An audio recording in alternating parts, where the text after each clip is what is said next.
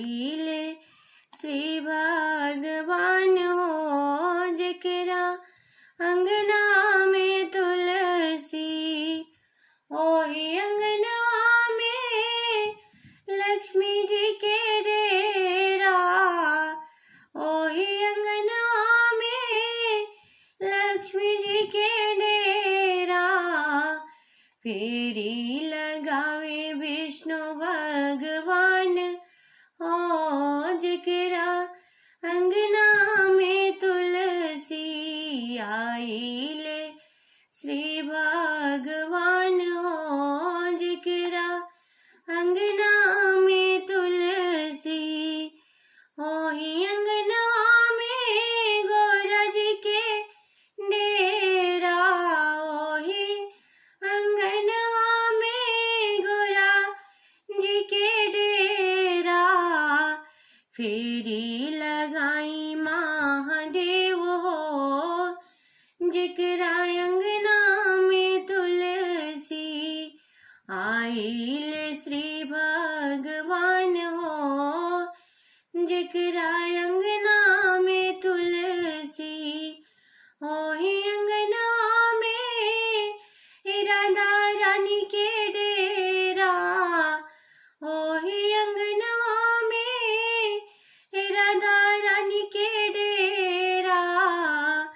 आइले श्री कृष्ण भगवान हो जकरा अंगना में तुलसी।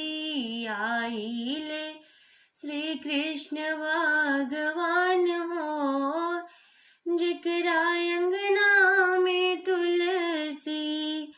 आवेनी श्री भगवान हो जकरा अंगना में तुलसी। ओही अंगनवा में सरस्वती माँ के डेरा। ओही अंगनवा में सरस्वती माँ के डेरा। फेरी लगावे ब्रह्मा भगवान हो जकरा अंगना में तुलसी।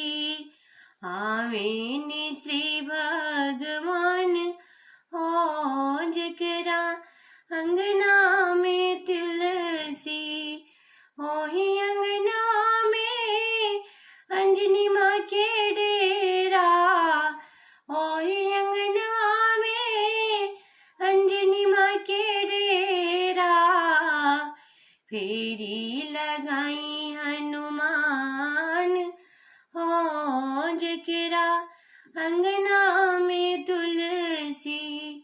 फेरी लगाई हनुमान जी जकरा अंगना में तुलसी। आवेनी श्री भगवान हो जकरा अंगना